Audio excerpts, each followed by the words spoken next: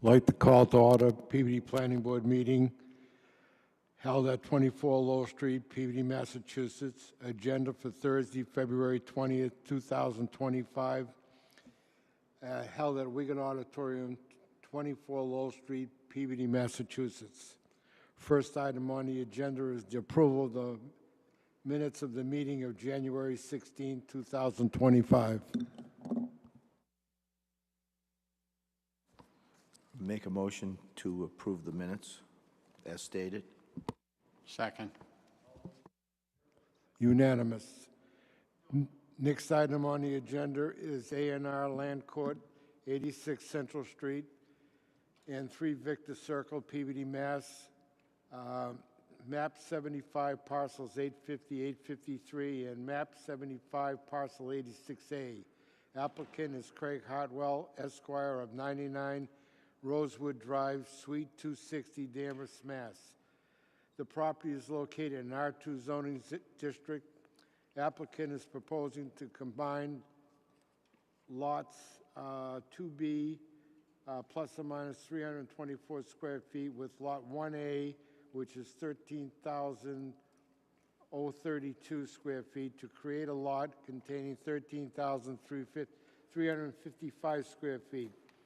Lot 1B plus or minus 289 square feet, and Lot 2B, which is plus or minus 54 square feet, to be combined with Lot 2A to create a lot of plus or minus 6,340 square feet, to create one lot containing 6,683 square feet. To review the plans or corresponding documents for this agenda item, please contact Andrew Levine, Peabody City Hall.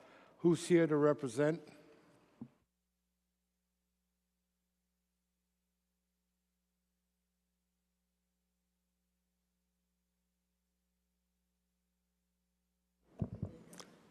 Good evening. My name is Craig Hartwell, and I'm here on behalf of the owner of 3 Victor Circle and the 86 Central Street condominium. Tonight we're seeking approval not required endorsement for our plan proposing a land swap between the two properties. Neither property is changing their frontage.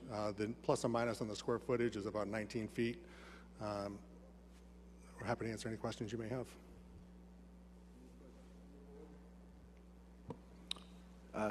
Yes, Yes. through the chair. Just curiosity, what's the reason this, for this? The fence. There's a fence installed on the property that goes over the property line, and they're addressing it by doing a land swap to make it comply. There's no other change to the lot. Okay, so it's a mutual thing between the two adjacent parcels? Yes, sir. Just to tend to this fence? Correct. They like where the fence is, both parties. They want to keep it where it is. They simply just want to do a almost one-for-one land swap to make it comply. Okay, thank you. Thank you, sir. Any other questions from the board? Hearing none, I will accept the motion.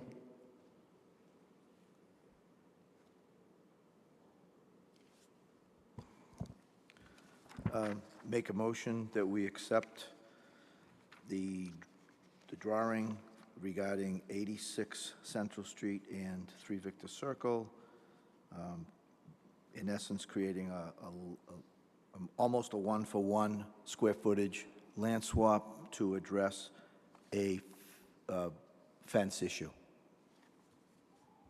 We have a second. Second. All those in favor? Unanimous. Thank you.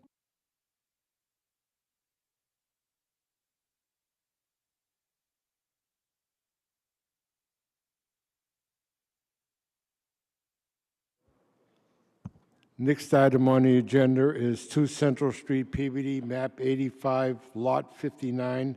This was continued from the January 16, 2025 meeting, and the action is continued to 2/27 of 2025.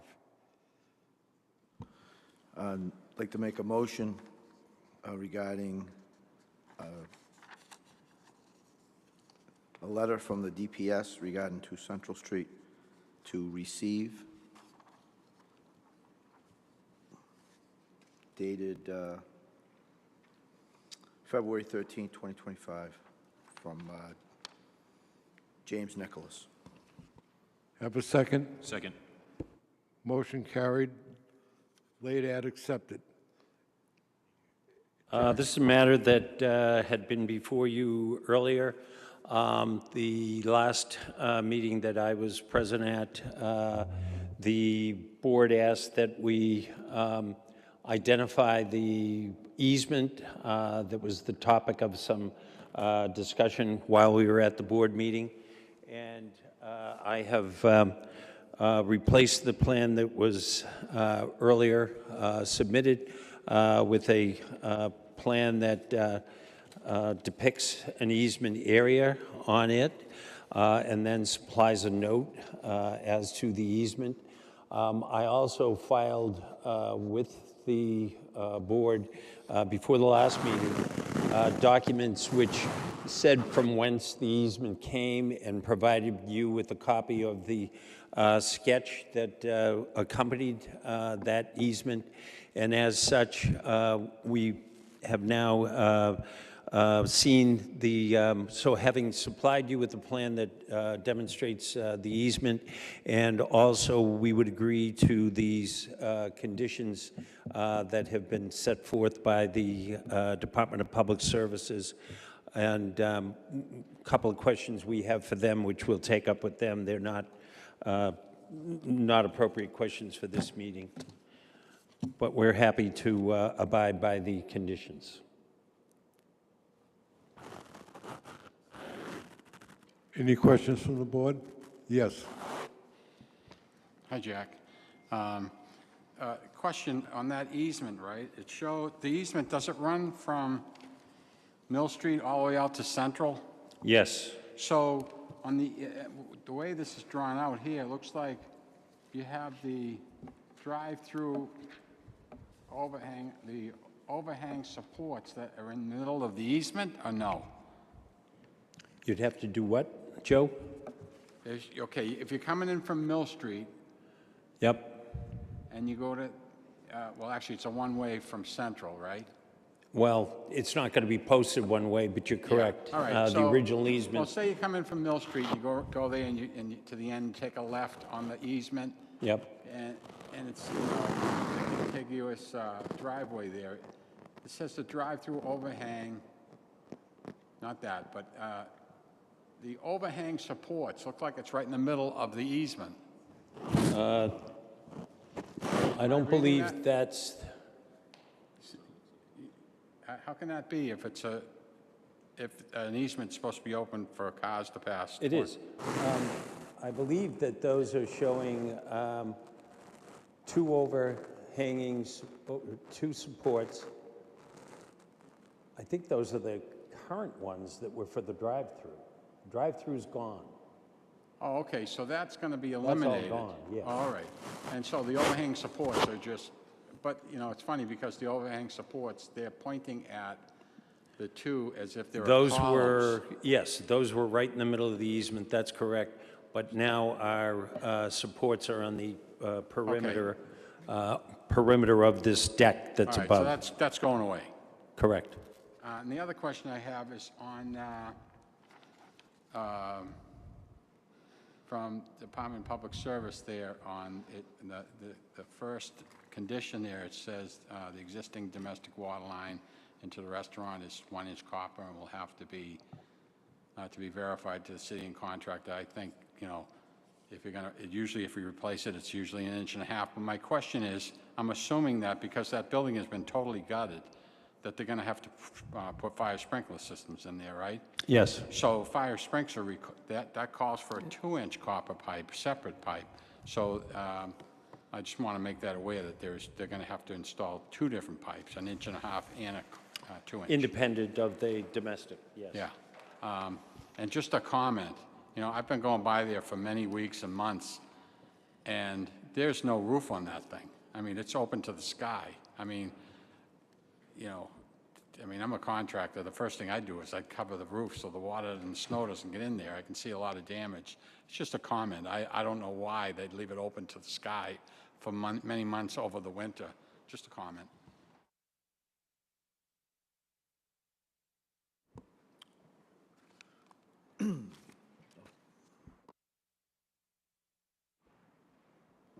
Through the chair, Attorney Kelty, just one question. In this late ad, we received the memo from City Engineer James Nicholas. It indicates they did a preliminary review. Are you expecting an expanded review by the engineer's office with additional comments? This memo indicates the staff did a preliminary review and requested, made 5 comments about the plan. They made a point to underline and italicize preliminary.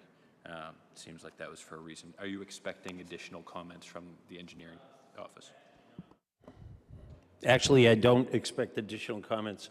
We are headed up there to determine how it was that they actually knew the size of some of our equipment. But so we are going to go up and meet with them in order to determine those issues. But, no, I do not expect another commentary from them. Any other, yes. Through the chair to Attorney Kelty. So, couple questions. The easement as it's drawn on this recently submitted drawing, which I think, this one, just have a small version. Easement is shown in the So, is that the original easement that was granted by George A. Gagnon that was given to us by Yeah, I gave you that package. Magoulis and Gagas Oh, PLLC? okay.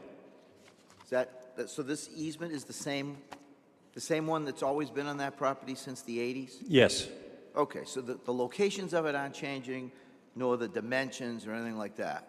correct. Okay.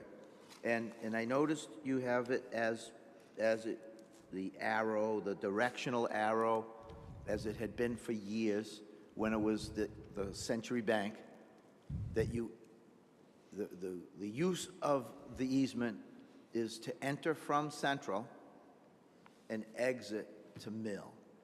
That's what the original easement said. That's correct. Right. And one of the main purposes of the easement, I believe, was to let the owners of number 2 Mill Street get to 2 or 3 parking spaces behind the building. That's correct. Okay, and all of that stays in place? And it will not be obstructed in any way, as Mr. Gagnon had already asked you? Correct. And there are ongoing discussions between the parties that are somewhat private, but there's been talk about allocating different areas if they want to share parking, or even buying the easement rights from Lot 2, or in the alternative, I think that my clients are actually out looking at the issue of maybe purchasing what is now a daycare. So, Yep, that's yeah. it's good to know, but I don't think it's exactly germane to this approval. Any other questions from the board? Mr. Chair, if I may, I have also reviewed Mr. Nicholas's memo. I spoke with Mr. Nicholas this morning. I think, Oh, true. or this afternoon, I believe that the idea behind the preliminary is that there are still questions that they have. I think there are questions that can be answered by the applicant. I think that there are items that, if the board was to conditionally approve this based upon the memo, if there's, to member Sean's point to, will there be further comments? I think if there is any further comments that warrant changing of the plan, Mr. Kelty will have to come back on behalf of his clients and, get that modification. I think the biggest question that they have, and I don't know how necessarily it relates to the planning board. I believe this kind of goes back to the idea that this was a civil private matter, and that the idea of what kind of vehicles can get underneath those supports.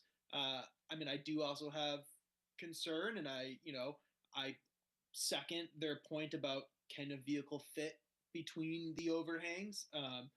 We definitely do not want to approve something and then have a car or a vehicle hit these overhangs. I believe that how they're built and what they look like will come down to the building department being satisfied with them. But I did just want the board to be aware of that. And maybe, Jack, you can just speak to a little bit about the overhangs and the supports and about vehicle traffic underneath there. I take it customers will there be some sort of sign or something that says like no parking or private access only? Sure, we can add signage. As to the overhangs, the overhang is an entire deck which shows on the plan that was there, that shows in the cross-hatched area that where it says proposed outdoor dining. That's a second floor deck, approximately 12 to 14 feet above the pavement. The supports for that unit are spaced around the perimeter. It's attached to the building.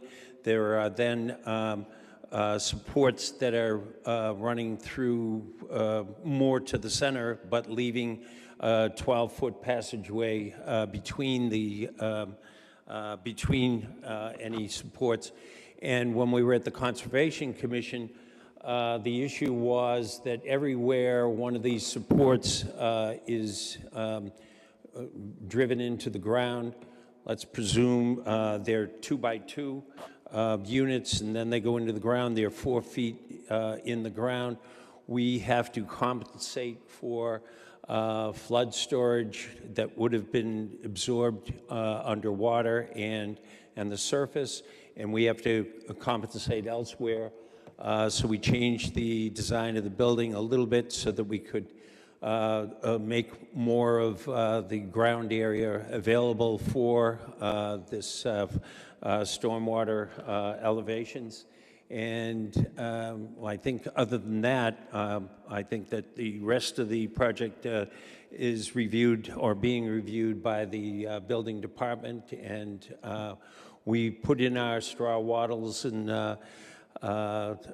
erosion control devices last Friday, I was told, and we're now waiting for the weather to get better, and we'll go back to, we've installed fences to secure the premises, and I think that that roof issue is very high on the priority list to remedy. I guess my big question is, to that point, you're not expecting public vehicles, to drive through or underneath this. This is going to be for access for the to Central Street in the rear, and then for the owner. I mean, I take it you're not going to have delivery vehicles coming in and out of here. If anything, they're going to have to go over to the other entrance. But I think that's what people are worried about, is that if it is a throughway, people might crash into there, or maybe they're.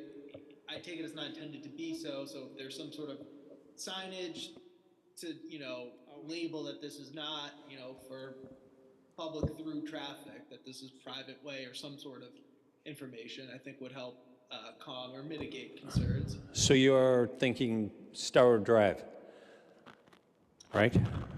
So yes, Yeah, we'd be happy to place clearance signs on the deck above. Yeah, I mean, either clearance signs, or I guess I just don't want someone that's unsure about where they are thinking that this is parking in the rear and they're trying to make, like a tight turn, or, someone that doesn't know. I mean, I guess you're going to know that it's small, but they're not used to driving underneath that. There Unless is it's no expectation that would be regularly used, and I we're think happy to clearance- provide all the signage, yes. Perfect. Yes. Jack, just a quick question. There's no planned parking on the lot at all, is that correct? There are no parking spaces. I think that there may be a number of employees, Chef, that might be allowed to park in the area, yes. Yeah, but not on this lot, because it doesn't seem to be. No, I think that they're, Because the easement takes up, the only place that you could possibly park it be, you know, underneath the Yes. Yeah, in that area there, right? Where it says proposed raised outdoor parking, you know, that's just the words that, that's not with dining. The proposed raised outdoor dining, those words are, where those are listed on the plan is probably where you're talking about having a parking space or two? we show no parking on the plan because there is no intention to develop customer parking or any public parking on the lot. Okay. If there is any limited parking, it would be non-interfering with the easement area, and I would envision it kind of parallel on the left-hand side, if at all. Yeah, all right. Okay, thank you. Any other questions from the board? Go ahead. Yeah, just one final thing, just to, I think to summarize the concerns of folks that have spoken. I think what folks really want to know is what's being done to make sure that cars don't run into the support beams for this deck, so that if someone crashes into it, the deck doesn't come falling down. I think that's the nightmare scenario. What, if anything, is being done to make sure that if cars are going to be allowed, even if a limited number, even just the folks for the easement and employee parking, how are we being sure that those posts aren't getting hit into and the deck coming down?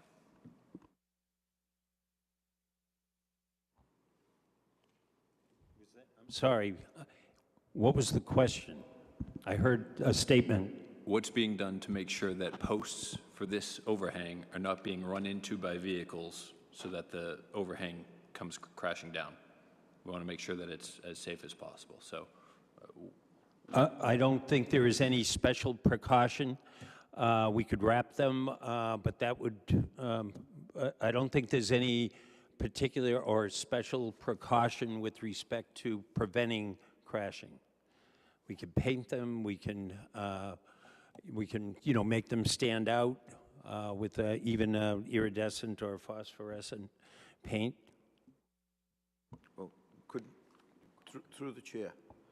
So, to kind of dovetail with Mr. Walsh's point, you're having to account for 4 square feet of footing, right? Yeah. That's preventing stormwater. Those 4 square feet times some number of vertical feet, right? Yep. Okay, because you're talking Yes, about it's the elevation. you're talking about a volume. Actually, the flood, the FEMA maps show that that area could be covered with 6 feet of water, and so we had to account for the 6 4 times square. 4 is 24 cubic 6 feet up, yeah. Correct, okay. So, I misspoke when I spoke of underground. right, so if you can make that 2 foot by 2 foot footing stick out of the ground at least 3 feet, then if a car hits the footing, a footing can be made plenty strong enough with steel reinforcing that probably a car traveling 5 or 10 miles an hour could never disturb that column and collapse the deck. And I would think that somebody down at inspectional services would be dealing with that.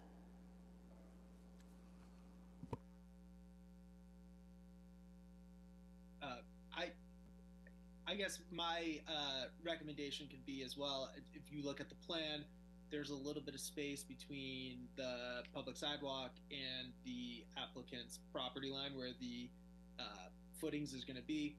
You know, maybe you put in some sort of planter or something as well that, you know, just extra. I mean, one, you won't have footings right on the, you know, next to your really nice building that you guys are building or remodeling. You know, you could have something kind of aesthetically pleasing, and that would also kind of prevent or, you know, mitigate that vehicles will know, oh, there's something there.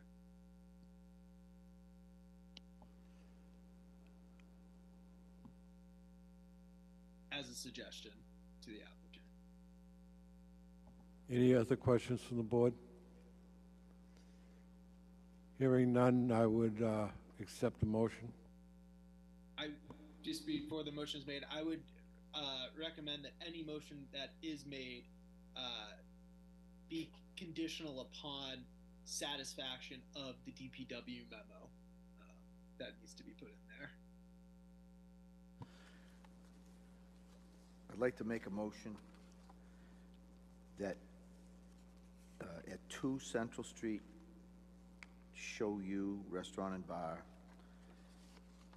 be approved with the following conditions: that they adhere to all the bullet points, 5 of them, in a letter from James Nicholas, City Engineer, dated February 13, 2025, and be submitted as part of the approval, and a suggestion to the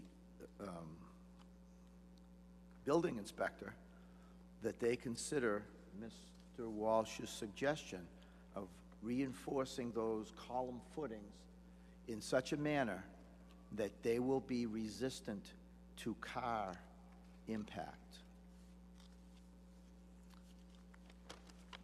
That's my motion. Second. I'll take a roll call on this one. Mr. Dennis Feld? Mr. Roy Simos? Yes. Mr. Sean Walsh? Yes. Mr. Joseph Gagnon? Yes. Mr. Tom French? Yes. Mr. Thomas Betancourt? Yes. Motion carries. Thank you. Thank you. Next item on the agenda is 0 Hardy Street. And I believe we have a late ad on 0 Hardy.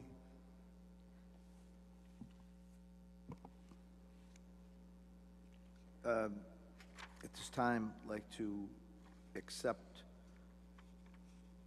a late ad from Attorney Kelty in a letter dated February 20 regarding 0 Hardy Street, asking that this matter be dealt with at the March 6, 2025 Planning Board meeting. We have a second. And grant the continuance. We have a second. Second.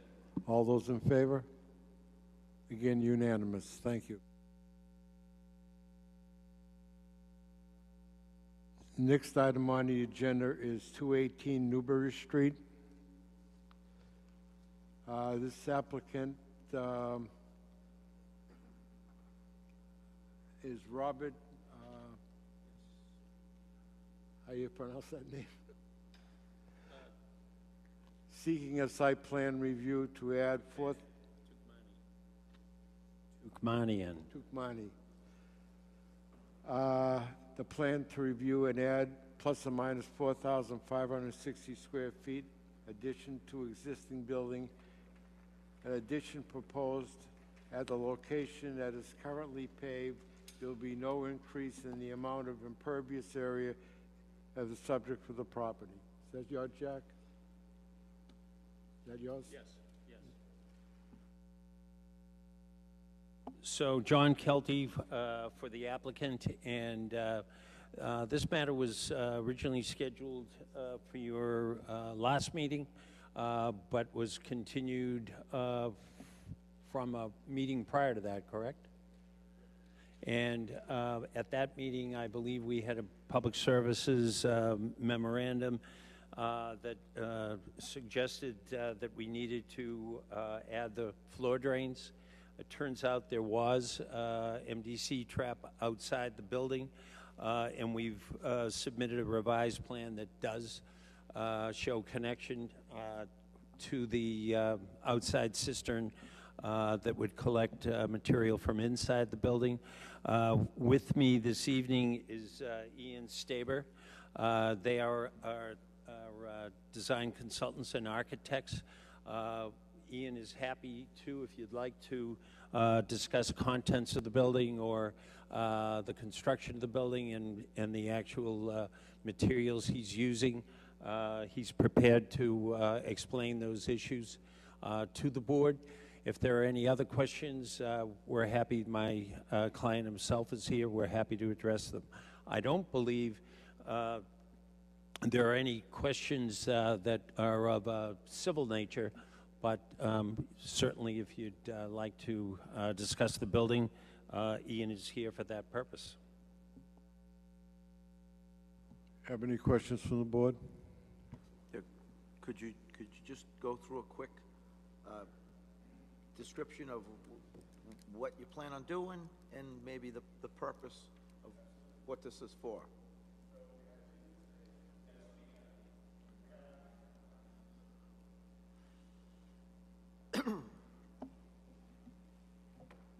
Just really briefly before you present, sorry about that, I just also want to make it well known that the applicants and their design team did attend a construction review meeting where this was reviewed by city departments. The biggest thing was the MDC trap and providing that, where we discussed, I'm sure I would tell you, but they're going to tell you exactly right now, where they went over exactly what's happening out there in this addition. I can tell you that community development does not have much concern about this, just as long as they, the MDC trap satisfies whatever DPW was looking for. Yeah, I just want to speak to the materiality of the building. We have an existing building in the dark gray footprint there on the screen of about 5,000 square feet, and we're planning to add 4,500 square feet. The existing building is 19 feet above the grade on average, and the proposed addition will be 32 feet above the existing floor slab. The existing building is very well maintained, so providing the addition will be likely seamless, as you can hopefully tell from what we're trying to do in the rendering to convey the building. The new addition is meant to be as complementary as possible to the existing building and to the rest of the street. This will be steel framed, fully sprinklered, utilizing insulated metal panel design, hopefully with a clear anodized aluminum finish. The integral insulation, meets all energy requirements. The base of the building, which is shown in the gray on the rendering, is going to be a concrete foundation wall that comes up with some stone face on the exterior and insulated properly on the inside. We have the factory finish, which will be relatively maintenance-free, and black trim accents with clear story windows to break up the verticality of the building, as well as an extended roof overhang to differ it from the neighboring existing building. The new door is going to be 18 feet wide and 14 foot tall, and it's going to be a single-story addition. That's not a second floor. We're just looking to have a large height, a double height space in there. Any questions from the board? Yes. Yeah, through the chair. So I had a little hard time hearing you. Seems like the volume's a little too low in here tonight, but so Sorry about that. that new addition is not 2 stories. It's 1 story high, relatively high bay, like maybe 18 feet or something to that effect, correct? Correct, yes. Okay. And the intent is just to expand the existing usage of auto repairs and Yes, such?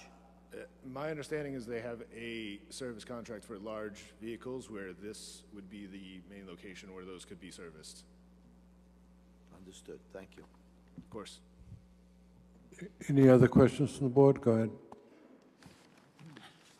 So the rear setback is less than a foot to the back lot, the different lot, is that correct? What's behind there? What is that building going up against? Just behind you. This is Rob, the owner.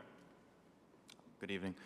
Behind our building is the Bradford Flooring Plaza. It's that large building. I'm not sure if you're familiar with. It's pretty much surplus overflow parking. There's nothing over there, just overflow So parking. they That's- don't have any objections, you going right to the lot line for whatever they're gonna do, or it looks like it's just woods back there, right? It's paved, actually. Oh, it is paved? Paved overflow parking. That's not being utilized, really. No, no, no. Sorry about that. It's just southbound. Okay, thank you. Yep. Any other questions from the board? Hearing none, I'll accept the motion. Yeah, excuse me, through the chair again, to kind of dovetail on Mr. Gagnon's comment. So did, it says here that the zoning requirements, it's on the drawing, SP 1.1. Rear setback required 50 feet, existing 32 feet. So have they gone to ZBA and got relief? Okay, well, that would be a nice thing to let us know, through a document or some, part of the presentation or something. Because, I mean, Joe touched on the subject, and, you know, I understand that it never had the 50, and you could have made the building longer and still maintained 32 because you were never infringing on the 32. You weren't making it any worse than the existing 32. But it's you know, kind of nice to know that, would have been nice to know that you received approval for, in essence, practically a zero setback in the rear. That's good. Thank you. Would you like me to forward it, the Yes, decision please. for the file? Yes, and I Yeah, think it should be okay. made part of the record. Thank you. And then, Mr. Chairman, one more thing. Seems like most of this lot is paved, right? What about all the water retention? Did we talk about that and I missed it because I couldn't hear that well, or? Where does the water go, basically, with the new addition and the new? Water from the property? Yes. It generally flows forward and eventually does get into the state system. So there's no retention on site? No. That's unusual. So it's all impervious right now? It's all paved where the building's going to be built? Yes. Okay, so it was already impervious, and putting the building with an impervious roof doesn't make it less impervious? That's correct. Thank you. Yes. Yes. Just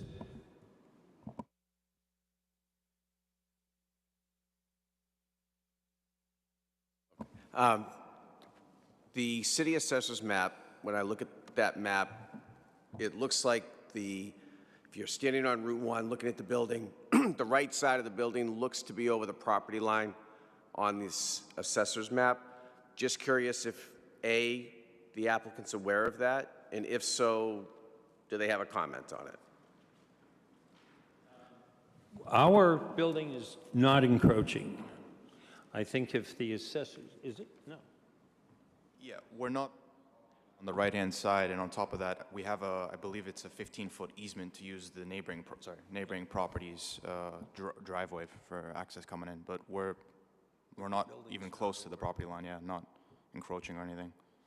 Okay, so the comment is that the map is incorrect, just visually looking at it online. I would suggest Oh, yes. okay.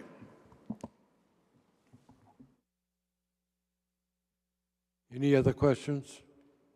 Drew, do you have any questions? yeah, sorry about that, Tom. Didn't mean I can't really see who's trying to speak or not. That being said, Jack, have you met with DPW and presented this new, not new, but this information about the MDC trap being outside the building, and if were they satisfied with that? Were they okay with this? It was an existing grease trap that was outside the building, and we connected them.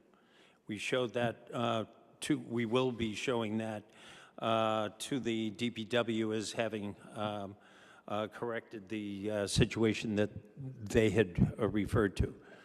I guess I'm not an engineer. I guess I take it that does what needs to be done. I know usually grease traps located inside the building or underneath the ground, but this is okay if it's outside and there's just pipes that connect it. Through the chair to Mr. Levin. This is not a grease trap. It's an MDC trap, and it is never located inside the building. Has to be outside the building because it could contain gasoline. Okay, perfect. Absolutely. Thank you. Any other questions from the board? Hearing none, I'll accept the motion. At this time, make a motion. No, I have this one. Motion to approve based on the latest revision of the drawing from Riverhawk Environmental dated December 30, 2024, and that the DPS has been made aware of the existence of the MDC trap, and you will forward a drawing as to be part of the record showing the connections.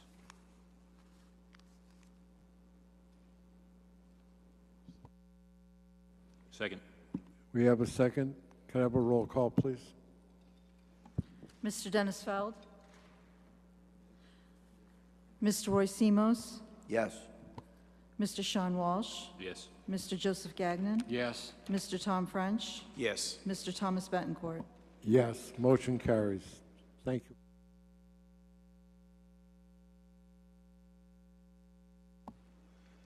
Next item on the agenda is 60 Pulaski Street, map 53, lot 85.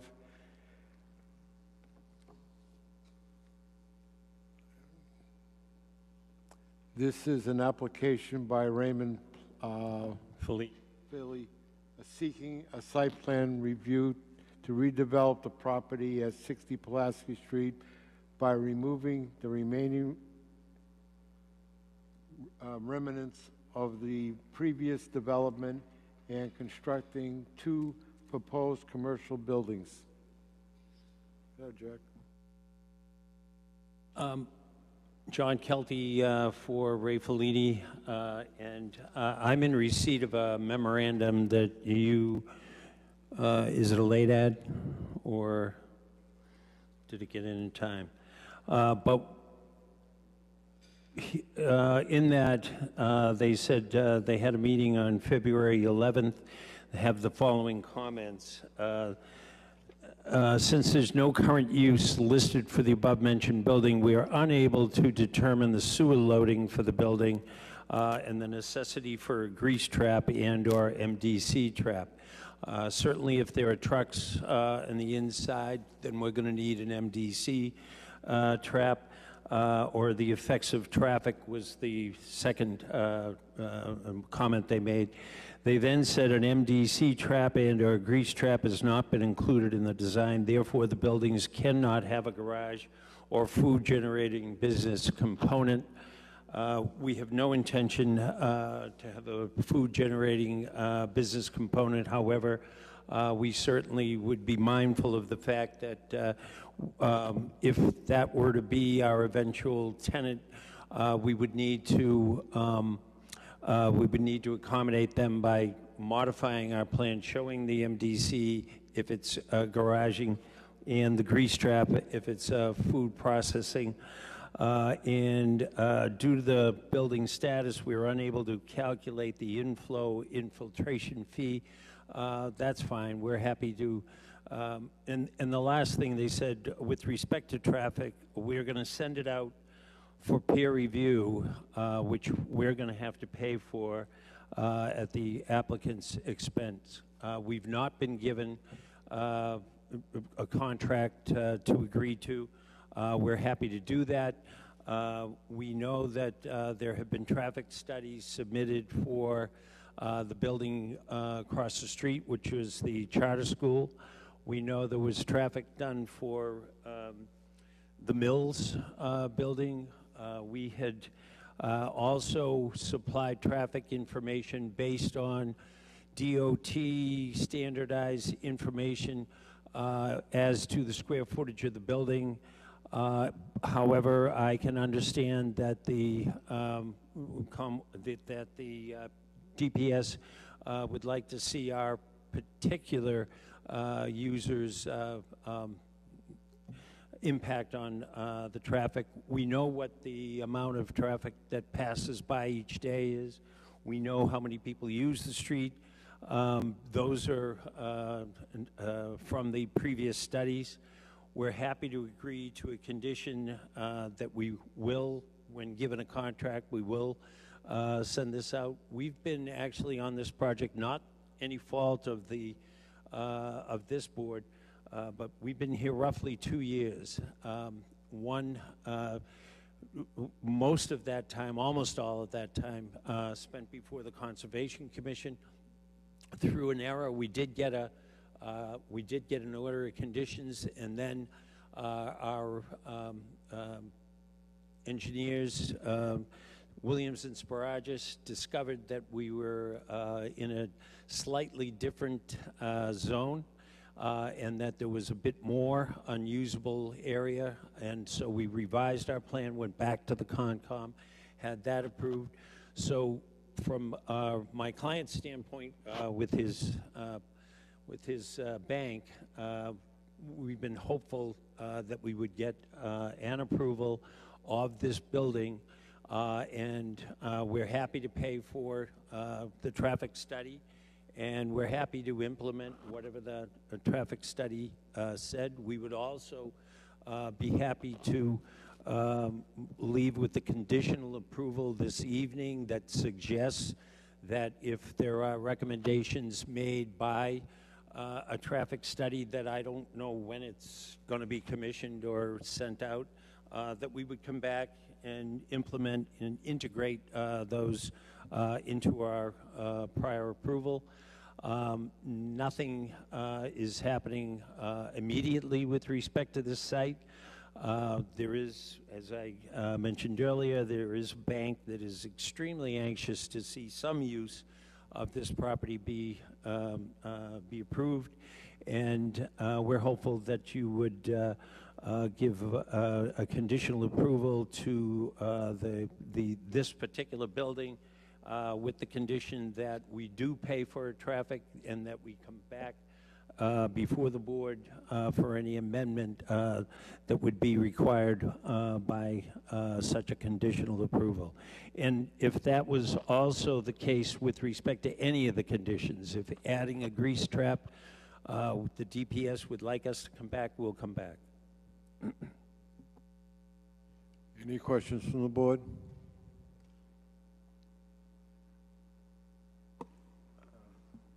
Not a question, well, a couple questions, but comment too. It seems a bit early with a lot of ask here,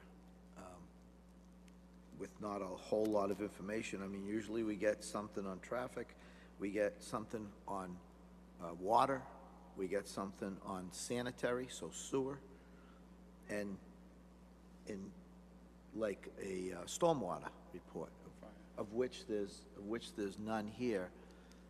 Has this gone to a site plan review? This is in front of. We're here now this is for that. Site plan review. I think what you're looking It at. did is have they've gone- construction review. Construction review, I'm sorry. They did have construction review, but again, it was, many of these comments were brought up at construction review.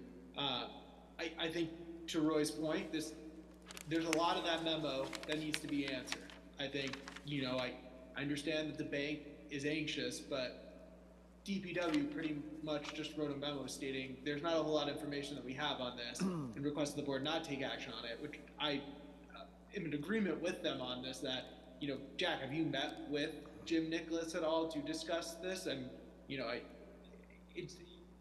think a conditional approval on this would be not the best move, in that you would have to come back in front of us many, many times, and the planning board approves this, and then there's a traffic review, and the traffic review says that the road, I'm just saying the extreme here, but the road can't handle the use that you're wishing to do, and then you have an approval, but we're in a position where you can't satisfy one. So I would recommend to the planning board that we ask the applicant, or the applicant may seek to ask for continuance, that they could clarify further with DPW on exactly what's needed and provide this information that they're providing to us now to DPW so that you could move forwards, and maybe have an answer before the next meeting or, the meeting after that.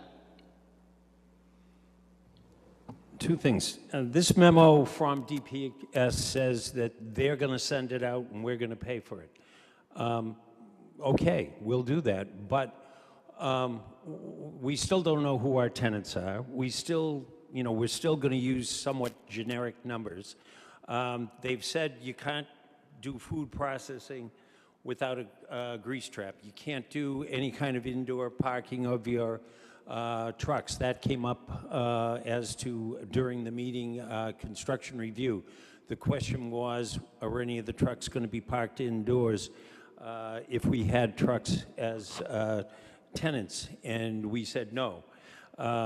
So I take it that no indoor parking of any of our vehicles unless and until we get an approval of MDC separator, and no food processing unless we redesign so as to show grease traps.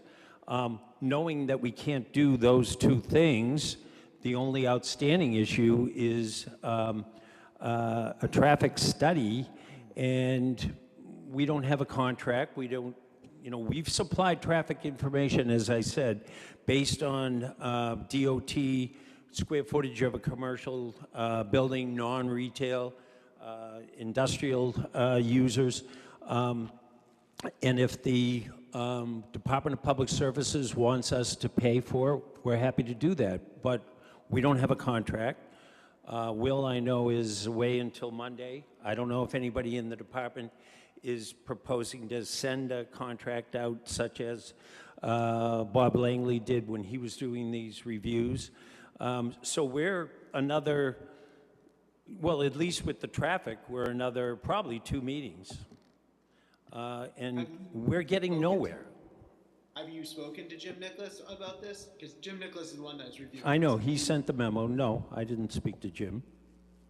I mean, I would say start here, there, and maybe that does not need they're simply just reviewing information that was presented to them. Correct, correct. To what you're explaining to us, I know we are the, permit granting authority on this in regards to the site plan, but I don't believe that we should be approving items where DPW is pretty much saying, we still have a ton of questions on these, and while you've answered them mostly for us, I still believe you should probably talk with DPW first and smooth this over with them, and that you may get a memo stating that in discussion with the applicant, they've satisfied these items. What? I don't think that's possible.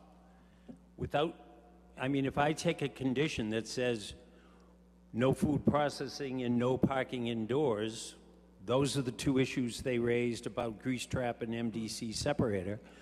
The traffic is a totally different issue. I don't know how, even if we send it out and we pay for it, without knowing specifically who our tenants are, I don't know how they come up with figures different from, they would have to measure the existing traffic, or we would steal that information from one of the earlier studies that's been done. We'll do either of those things, but I don't see us having a meeting with and as to how much they're going to charge us for I&I, that's done more often than not through the building permit than it is through our planning board. That number is not always recited. It is on residential properties quite often because it's easily discernible by counting the number of bathrooms. And now we know how much sewer and water consumption, and we're happy to pay our fair share sewer water consumption on the I&I, and would, if that number can be worked out time building permit, we'd do it. But there's no more information that I can give to DPS that would be able to, for them to determine what my I&I fee is, unless they just take the square footage of the building and use some factor, and that might be wrong. You know, it might be better for them to wait to see. I mean, I'm in agreement with you, Jack, on this. I think that that's an easily, if it gets to that point with the motion can easily be worded in that, you know, an I&I fee be paid prior to occupancy permit as determined by the Department of Public Service. I mean, I think that is an issue that I'm in agreement with. I don't think that right now you need that for this approval. I just think that there is still questions, and that I know you're explaining to us, but in that you could probably just have this conversation with Jim Nicholas and explain to him that we don't probably need a construction review because of these, or we don't need a traffic review because of these reasons.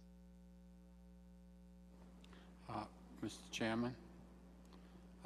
So Jack, you're basically looking for approval on the shell of the building itself. And then down the road, you're looking for, when you have a tenant and they want A, B, and C, then you can move ahead with those approvals, whether it's a grease trap or some other thing. Is that correct? I don't see a problem with that. Any other questions from the board? Yes. Through the chair. Jack, we're in a bit of a quandary, if you ask me, in that we have a document from the DPS with a statement at the end of the document asking us not to approve this at this time. That's one thing.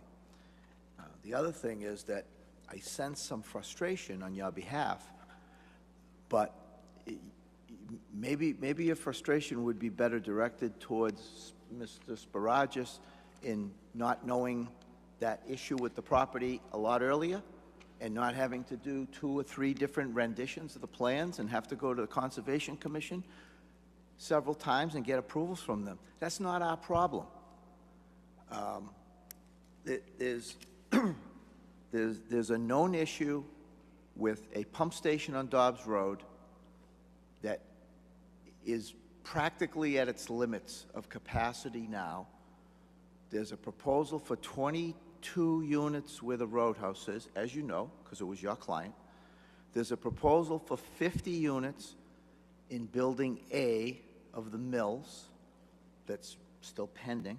And those 2 projects were assessed some sort of a fee to help the city uprate that pump station. This project is going to add sewer that currently isn't there, and it has to go to Dobbs Road. I know that the school sewer is not going to Dobbs Road. It's going to Margin Street, and it's going to end up at a different pump station that's on the property of Bishop Fenwick High School. There's also a few other things. There's 2 utility poles that are on Pulaski Street that have been there for many decades that interfere with the 2 entrances and exits of this, and you would have to agree with your client that they will pay the full cost of those pole relocations, whatever that may be. And I know it's not exactly the purview of this, but it kind of is, because those poles are blocking both of those entrances from full utilization of them. So I think there's a lot here, and if you guys can put some ducks in a row and get this done in 2 weeks and come back, and maybe there's more people here then, and maybe they'll have more comments. But I can't support this evening. I'm sorry.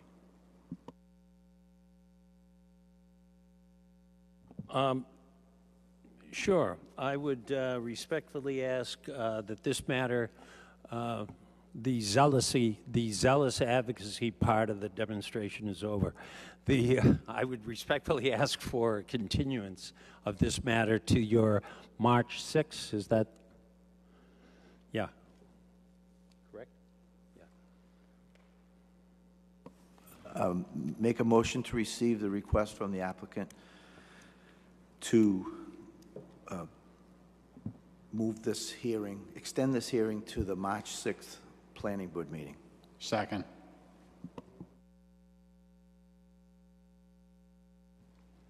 Thank you very much. Jack, I just wanted to be noted, I was going to send an email to DPW just updating them on the happenings of the planning board. I'll make sure to highlight in that email, that, hey, Jim, can we please reach out to 60 Pulaski Street and review with client or review with the applicant. Thank you. So Thank you Jack, for that. I think this is a wonderful project. It's a blighted site. It's been a blighted site for at least 25 years. And really anything that goes there is a positive to the city and a positive to the neighborhood. And I think this is Mr. Filidi, and I've heard a lot of good things about him and his businesses and stuff. Is no concept whatsoever what might go here? In either of the building, the little one or the big one? No contact with who? Tenant. And no ideas whatsoever? Yeah, there is a company that's up on Route 1 that's an oil company. It does have some trucks. We're trying to determine whether they want to come down. They would like to, but we're trying to determine whether they'd be the right fit. Okay, thank you.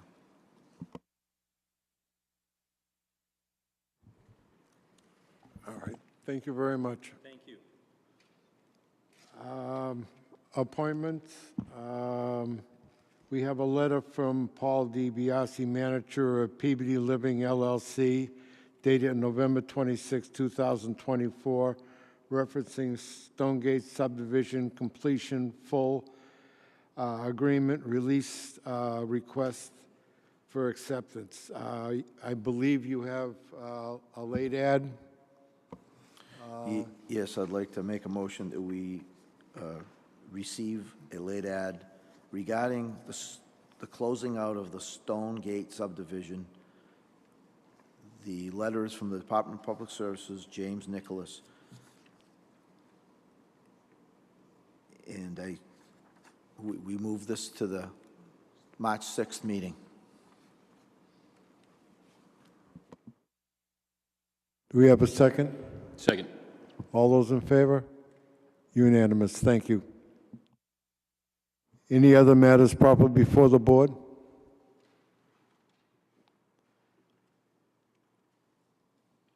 Hearing none, I'll accept a motion. Motion to adjourn? We have a second? Second. All those in favor? Unanimous, thank you very much.